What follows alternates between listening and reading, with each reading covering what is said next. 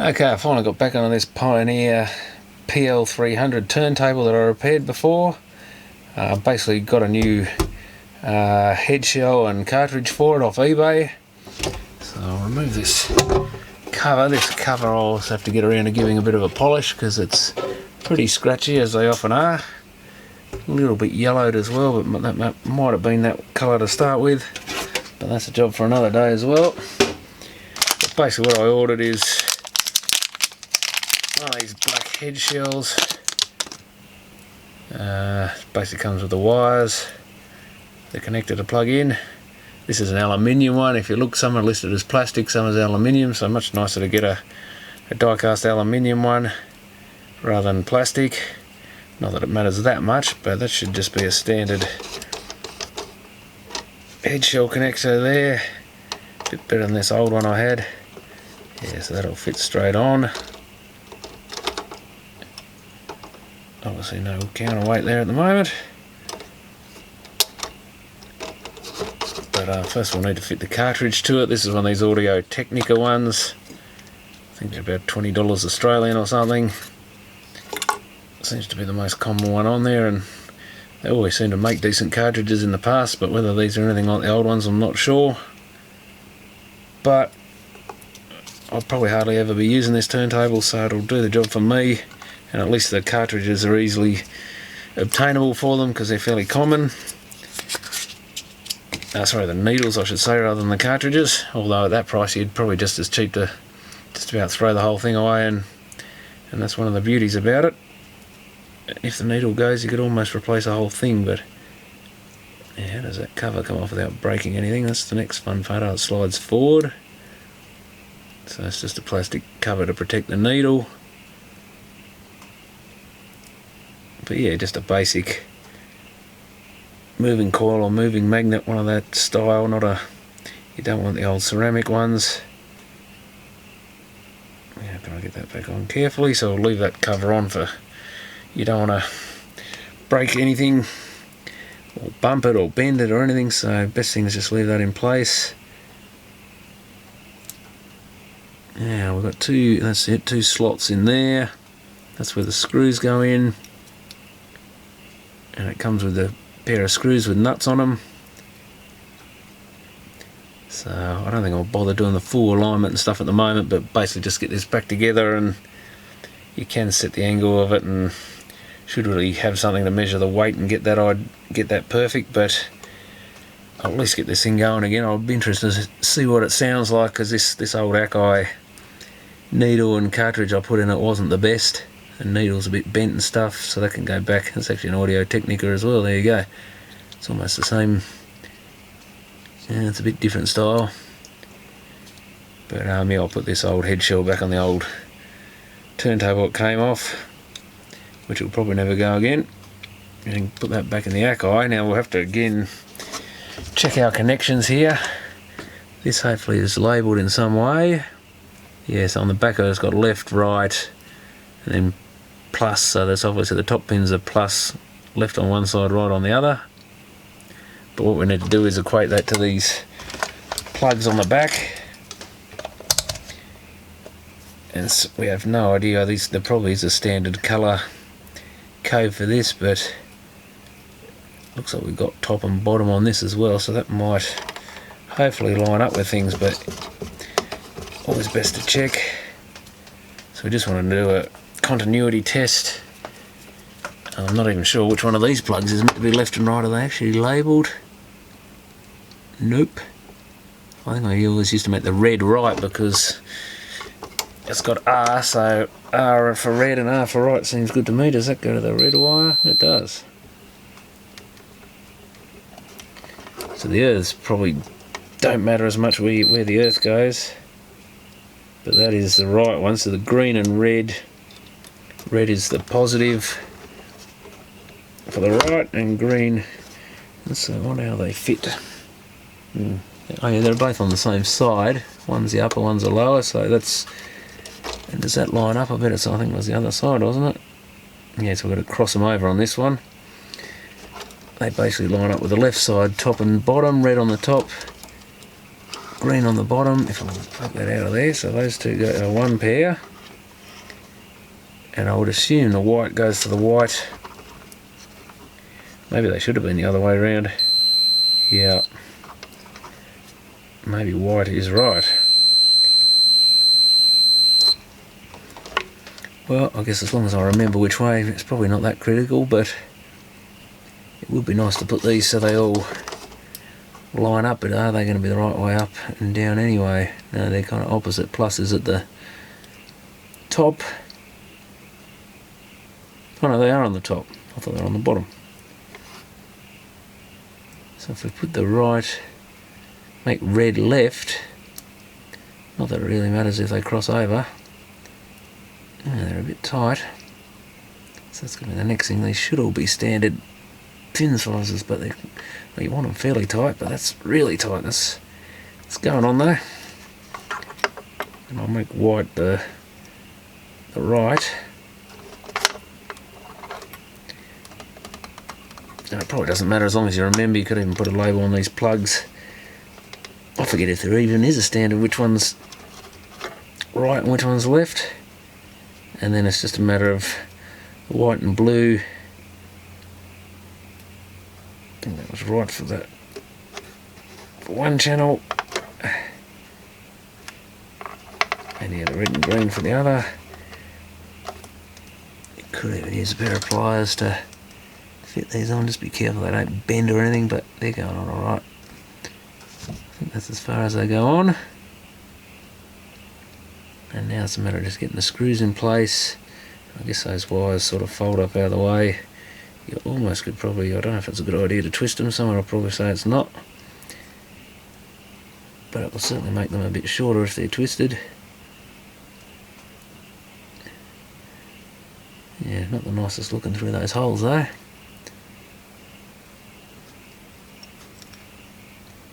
But I can't see twisting them makes much difference to the audio frequencies. Yeah, I'm not sure how they're meant to fold up in there. Probably doesn't really matter what you do. As long as it's neat and it can't touch the record. Yeah, I might just fold them up a little bit like that.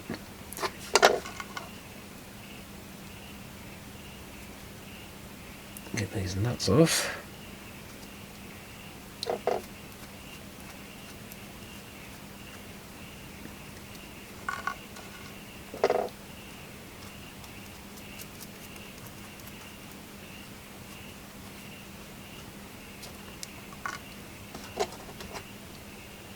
You should just slot through these. Yeah, it fits in there nicely. Yeah, these might actually butt up against the side of the cartridge to stop them turning, which would be good, but it means I'll probably have to put them on first. Put the nut in place with a flat, oops, geez, they're fiddly little things. Doesn't want to sit there. Of course, now the screw falls out. Now it doesn't go through the hole.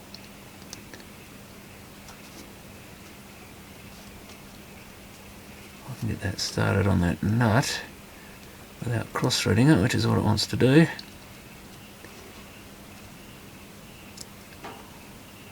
That should go in. Yeah, I think that's going in. So just a matter of holding the nut up against the... Yeah, that actually...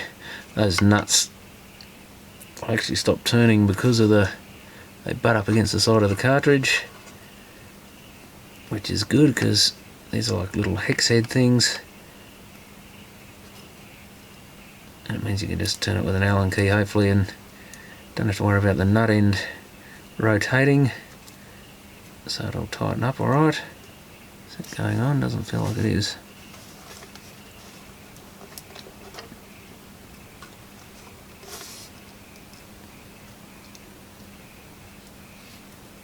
Very fiddly.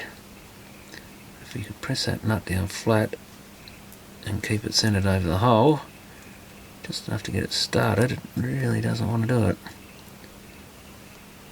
There we go, I think. That cross threading feels a bit tight.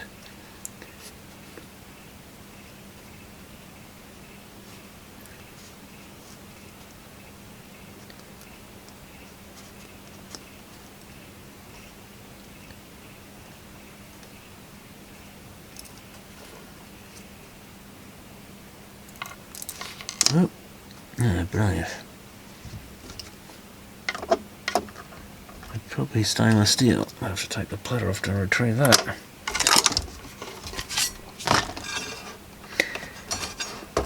Good thing it's a direct drive and I don't need to worry about a belt.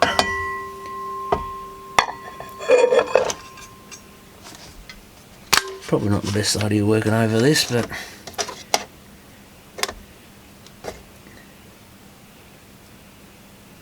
yeah, there's no real easy way. Might actually be better off tightening up the other side to get it level.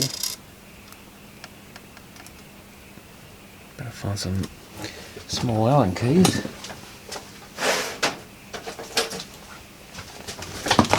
Hopefully this has got some small ones. It's a bit too small. That's the one, which is a 2mm by the look of it. I'll just locate that around the middle. That should make life a tad easier. Yeah. Sit that on the side. Can't hold it there with my thumbnail. Well, it's going to go again.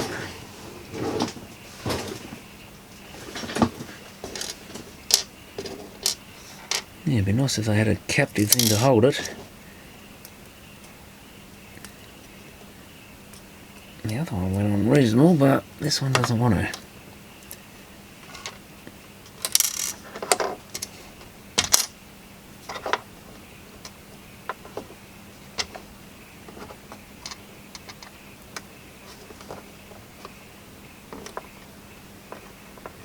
I've got to get it started.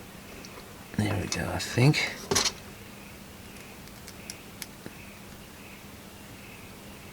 Is it going in? It feels like it's going in.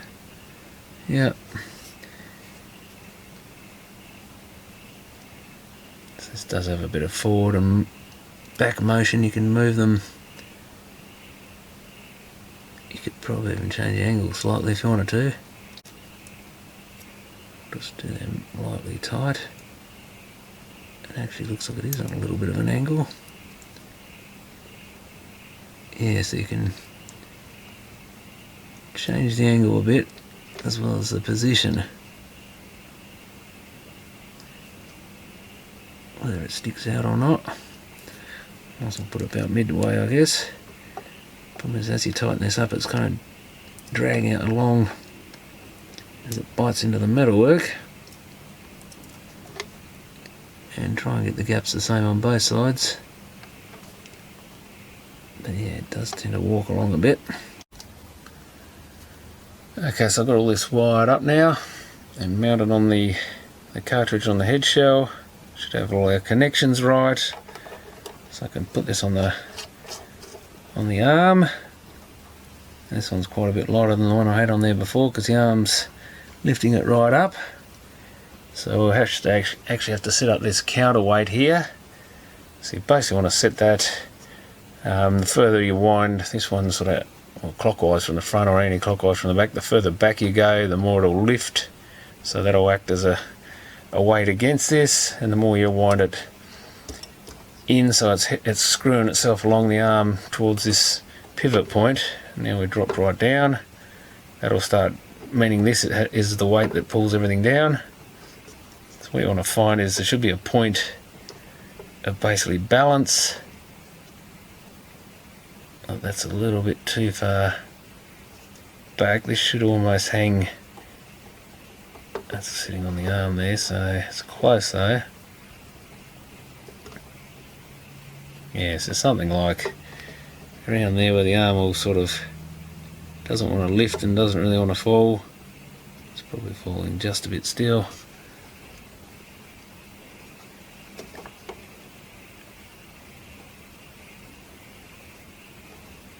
Doesn't help that the arm keeps swinging back that way. Yeah, that's pretty good. So find where the arm will sit, doesn't tip one way or the other.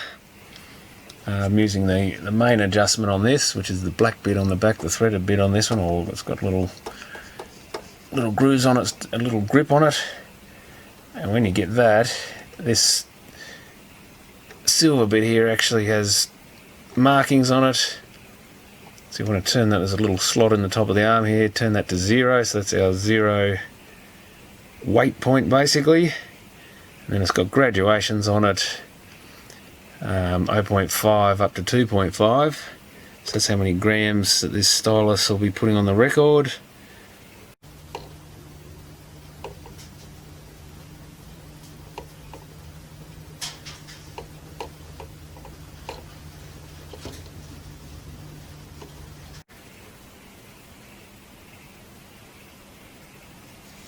So we can actually just, depending on what the stylus is rated for, I haven't actually seen what this one is, but somewhere usually around 1.5, 2 grams, something like that.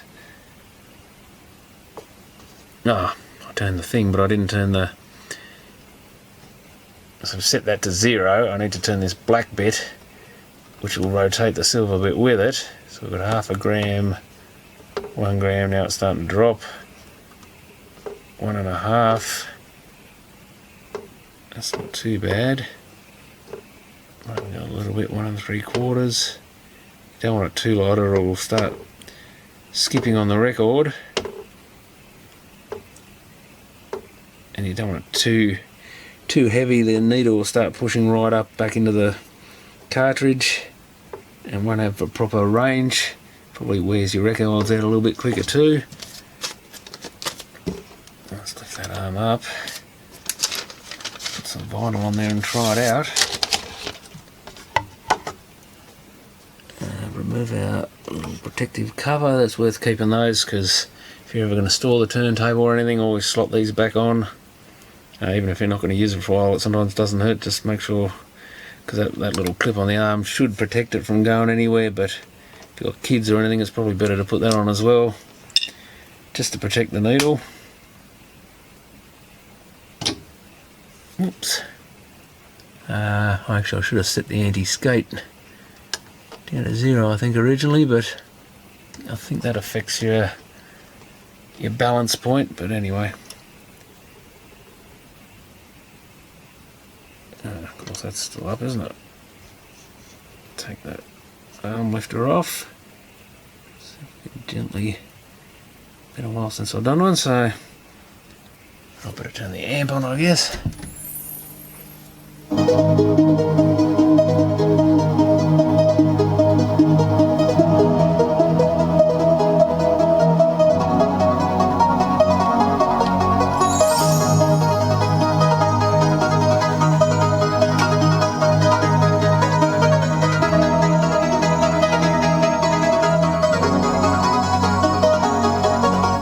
That seems to be playing alright.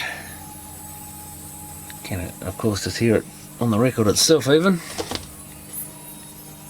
Just make sure it's not skipping or anything like that. There's a few pops and crackles on this record, but that's just the old record I think.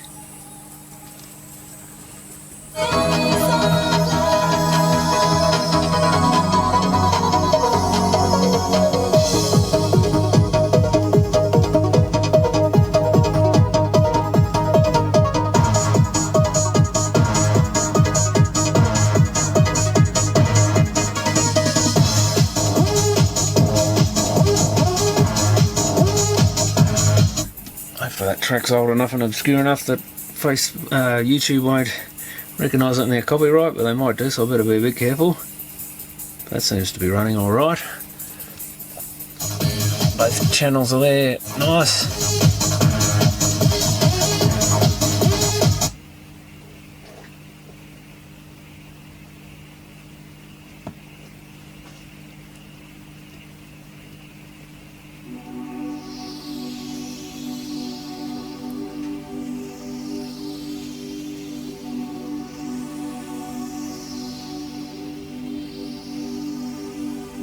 Show me the stairs to somewhere in the sky. Show me a star and don't ask me why.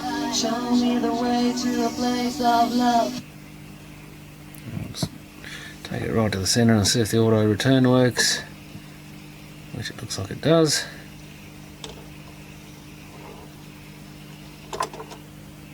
Beautiful. So actually, with the strobe light's gone off, so I think it's turned off. It's Taking its time slowing down, which is a good sign the motor bearings are good. And it's slowly coming to a stop.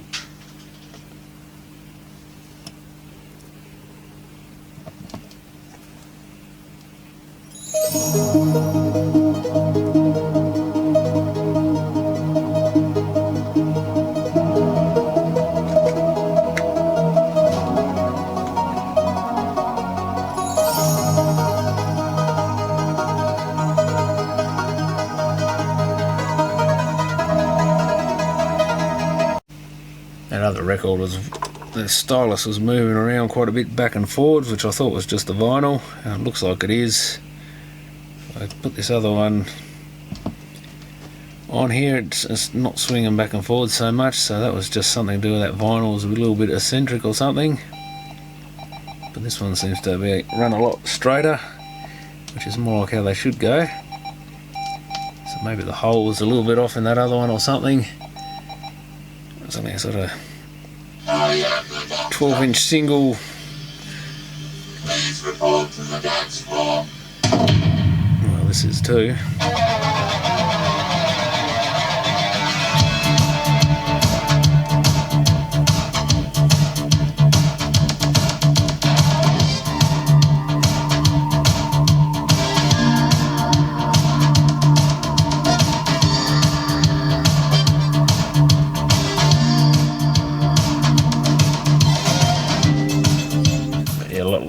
Movement on this one,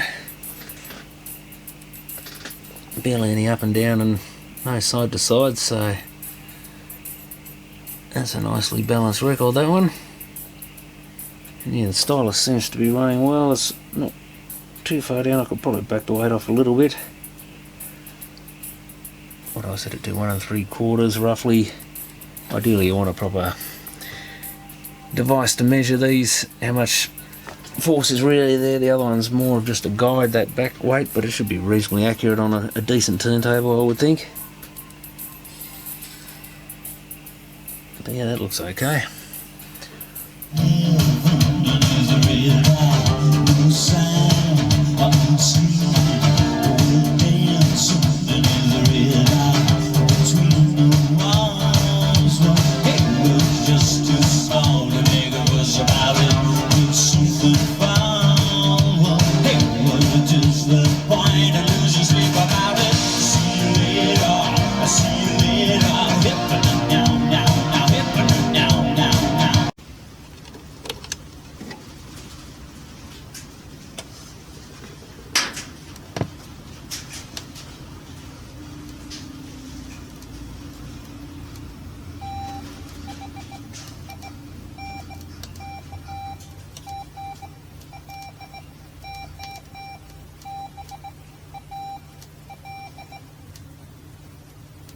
I am the doctor.